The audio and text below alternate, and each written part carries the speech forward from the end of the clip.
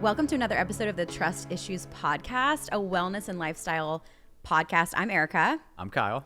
We're going to give some tips on how to work with your spouse. We both work together. Yeah. So we're going to talk about it. And this stat that we pulled is super interesting. It says that 22% of U.S. married couples in the U.S. met at work. So whether you are someone who works with your spouse, you want to work with your spouse, or you just want to do it better, we're going to talk about that today. Maybe you're employed, or if you're self-employed, I feel like it's going to help you. And let's dive into it. Yes. What we do for a living. Do you want to start? Well, it's like, how far do we want to go back to talk about it? No, I mean, currently, we have Monate, and we operate that together. You are the face of it. You're the front of it. You're the leader of it. And I'm more on the back end. So I handle, I could call myself the CFO. Yeah. That's like, I do all the back CFO behind Kyle. the work stuff. So you can focus strictly on the creative aspect of it. Yeah.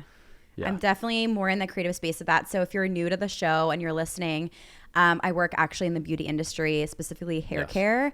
I'm also in the influencer space. So I am someone who loves to share the things that I use, whether it's hair care, skincare. I love a good affiliate link too for my audience. Kind of got all into that in 2017, and that's been my full-time income since then. Yeah. And we really have been focusing on building that. And Kyle, I mean, he doesn't give himself enough credit. He's truly the glue behind it all.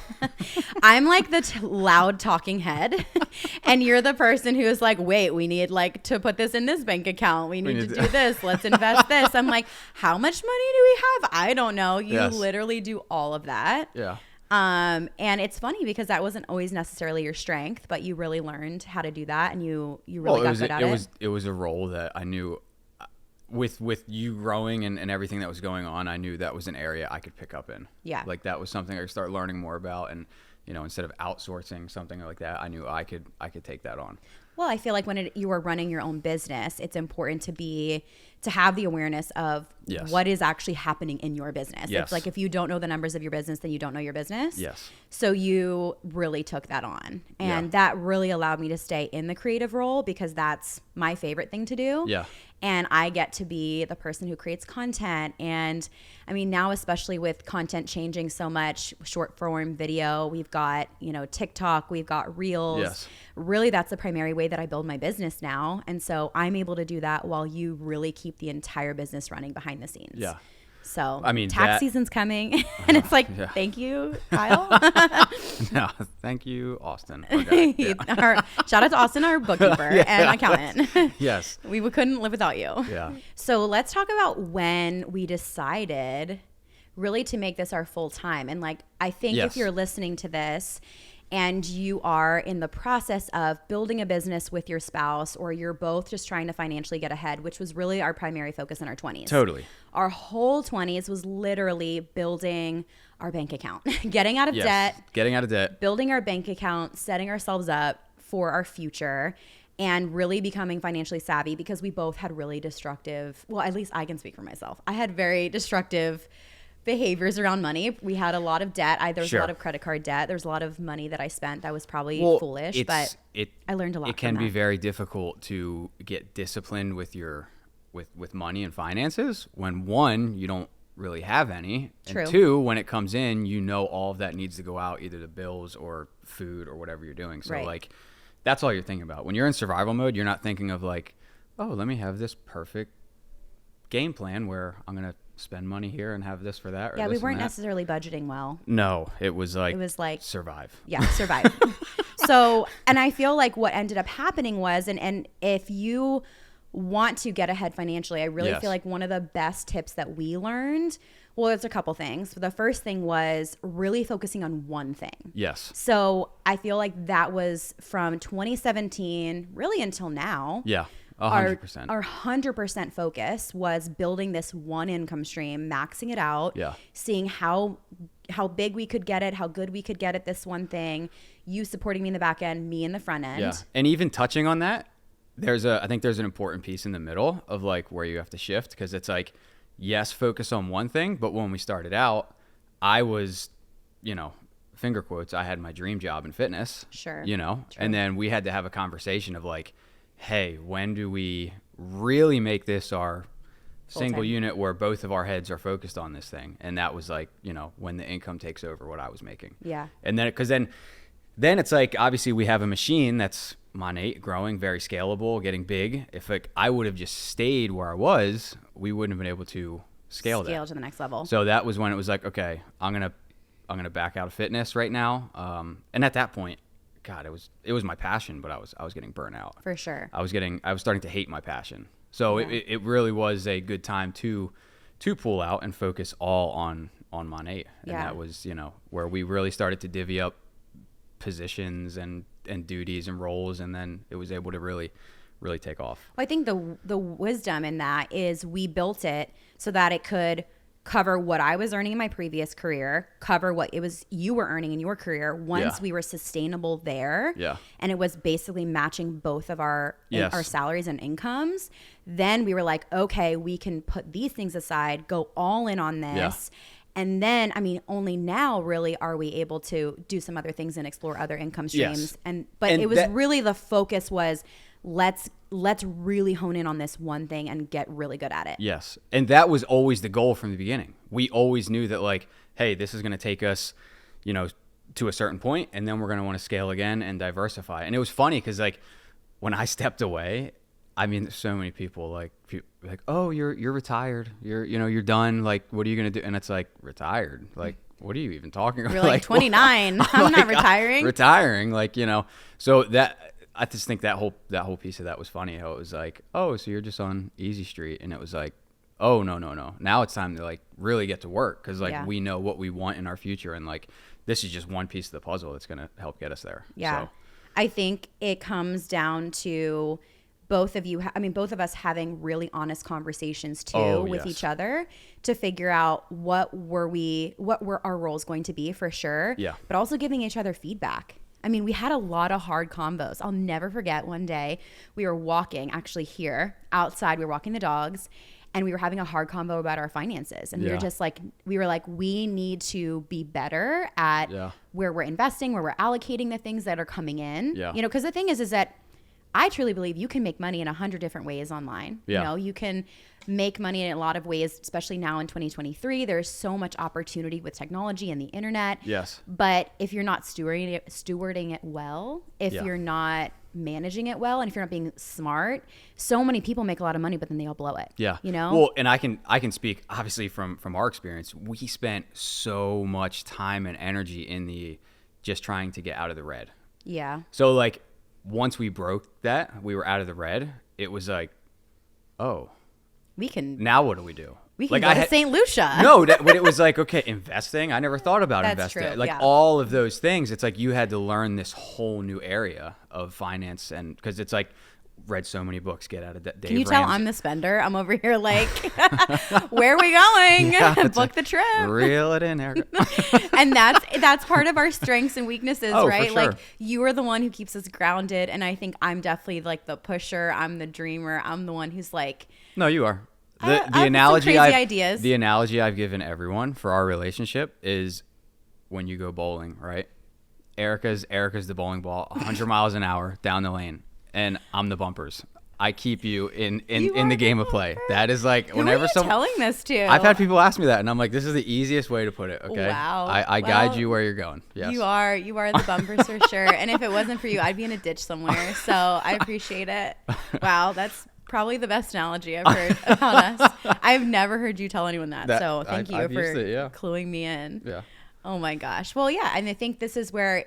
In any relationship, you know, we've been together for a while. Yes. So we've had a lot of time to learn, make a lot of mistakes. That's definitely a big strength for us. That's in our favor of being together so long. Yeah. And I think sometimes, you know, it takes time to learn about each other and give each other grace. But I think when it comes to us working together now, our history has set us up for that. For sure. But if you're listening and you've only been with the person that you are currently with for a short amount of time, or it hasn't been too long, you don't have a lot of history, I think you can fast track your learning and of each other with just a ton of communication. Yeah. And that's what we are really big on is we have the hard convos. Yeah. I think in the beginning of our relationship, we would take a lot of things personal. Yeah. And we would get really triggered when we'd bring up, I mean, it's not easy to talk about money or these things in a marriage or because it's very relationship. easy to, when you have hard conversations. I know this is how I used to take it a lot, because I used to tell me all the time, quit taking it so personal. And I would take it so personal because I'm very critical of myself.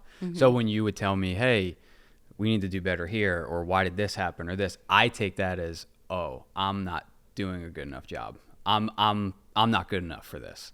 So it's like an attack. But obviously over the years, I still deal with that sometimes, but that's really started to shift. And, I think we're past that stuff. And I'm sure many people can relate to that. Yeah. You've gotten so much better at that. It's not an attack. I've probably gotten better at my delivery, maybe. Sure. Yes. I think my delivery sometimes is a little intense. You cut right through the onion every time. Yeah. I'm here to make people cry sometimes. I'm sorry. Right to center.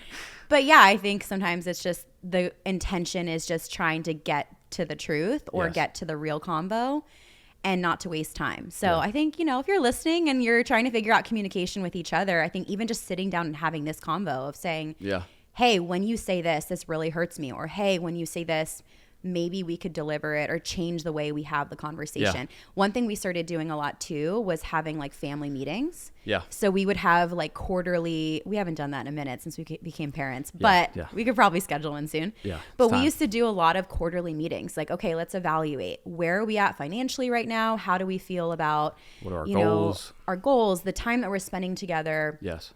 Which we can get into in a second. But I feel like those were always such good conversations because it was just an opportunity for us to lay everything on the table. Yeah.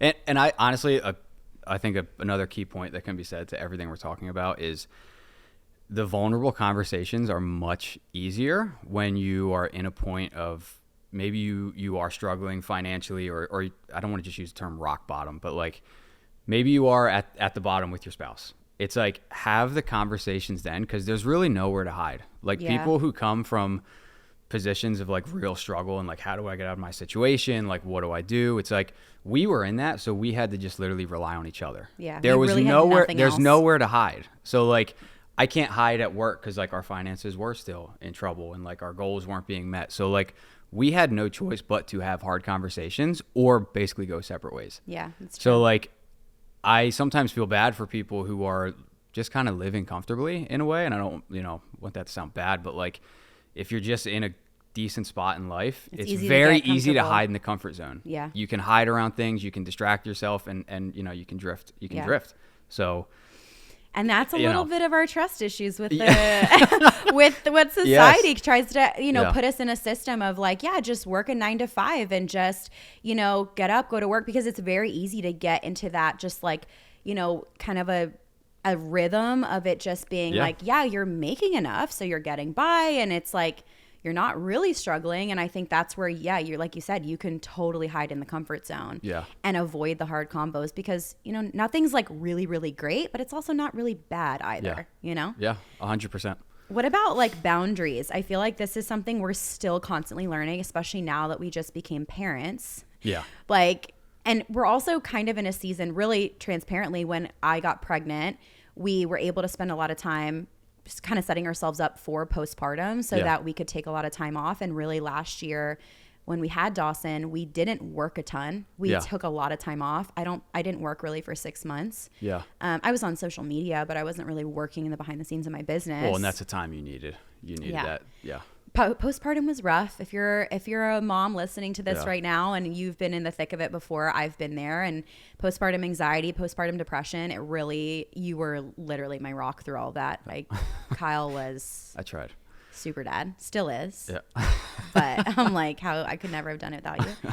But I think we've learned so much through that process as well. Like we're learning boundaries on a whole nother level now because we've got a little boy who needs us so much. Yeah.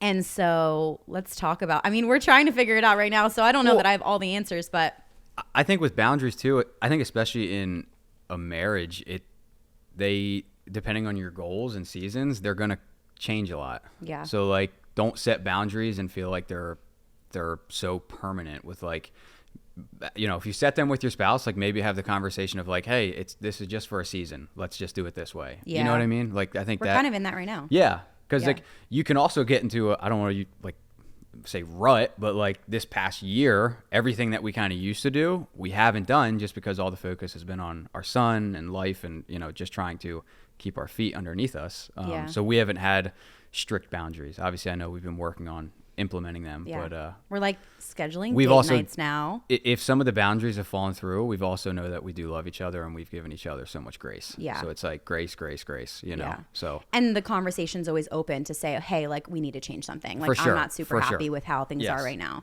I think like when it comes to work boundaries for me, like, I mean, just to be totally transparent, I'm in a season where I am building my business again. I am focused, you know, on the next level for what that looks like for our family. We have a lot of goals right now that we're working towards, and we can't wait to share all of those things with you guys on the show.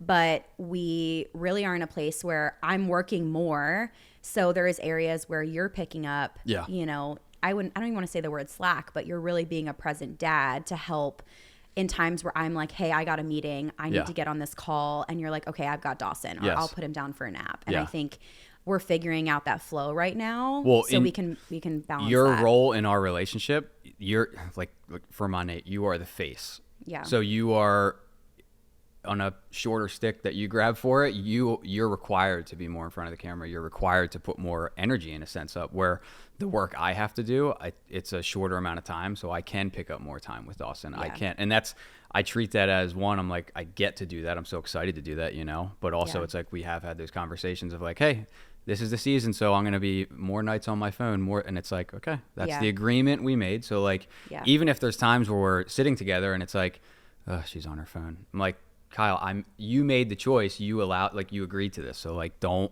hold anything. Hold anything. It's a season. It'll be fine, you know? So some of the things we're doing now in this season is we're scheduling date nights. Yes. We're scheduling mom and dad time. Yes. Special time. Special time. We'll call it special time. Hey, listen, here's the deal, okay?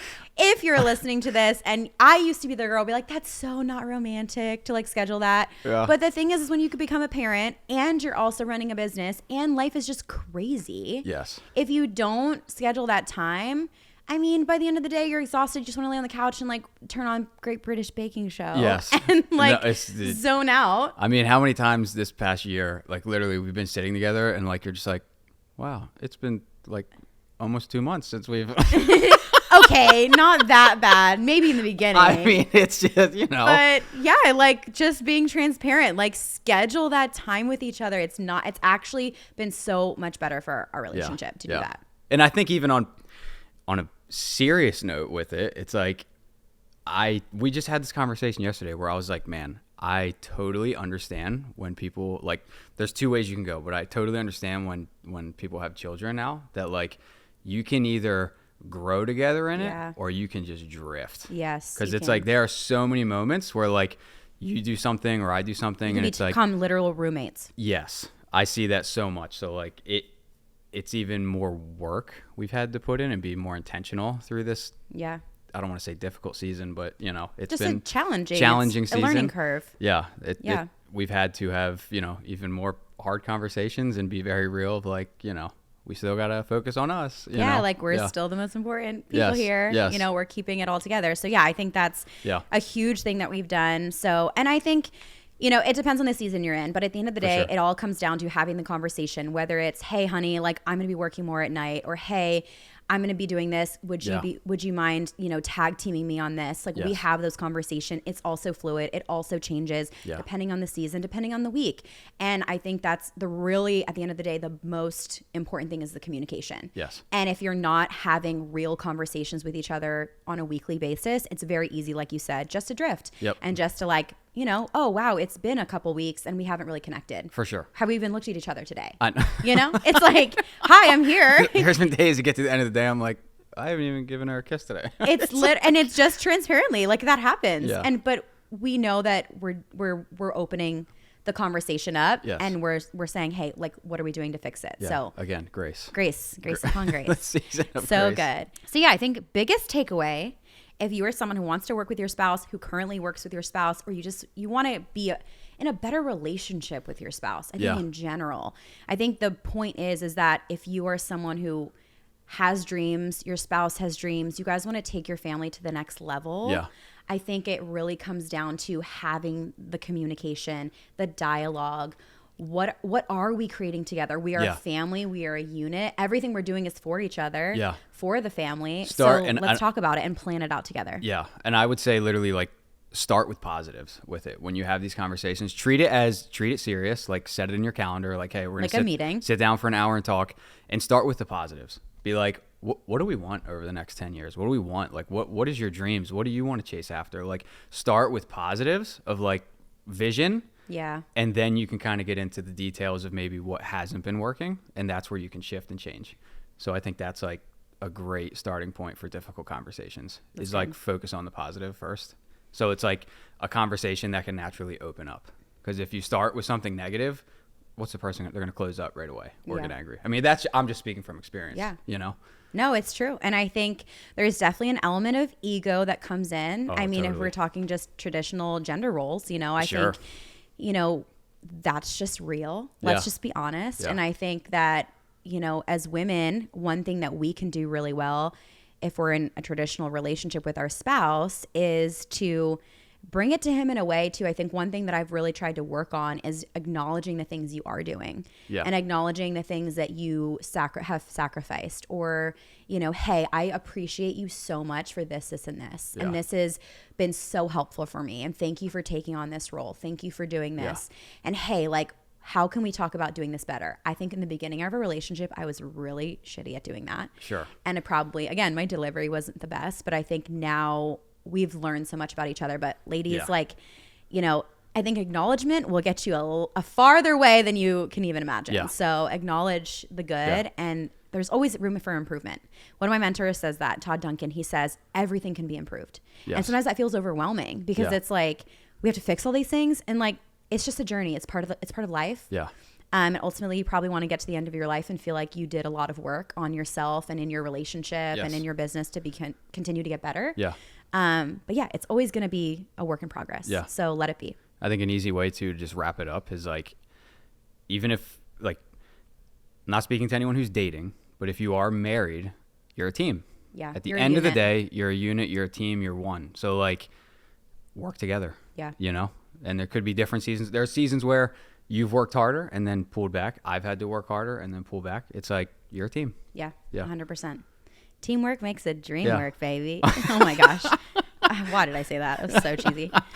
Thank you so much for listening to the Trust Issues Podcast. If you want to come over to our Instagram at Trust Issues Podcast, tell us, do you work with your spouse? Do you want to work with your spouse? How's it going? Enter the conversation. We'll see you on the next episode.